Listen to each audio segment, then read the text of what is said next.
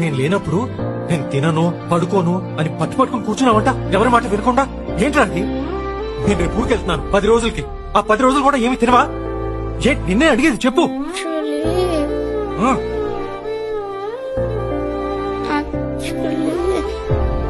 ఏమైందంటే యాక్చువల్లీ ఏంటి చెప్పు.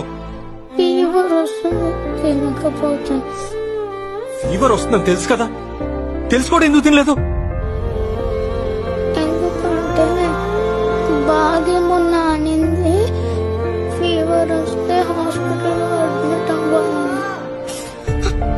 హాస్పిటల్లో అడ్మిట్ అయ్యి నీతో పాటు ఉండొచ్చని తినలేంటాడు.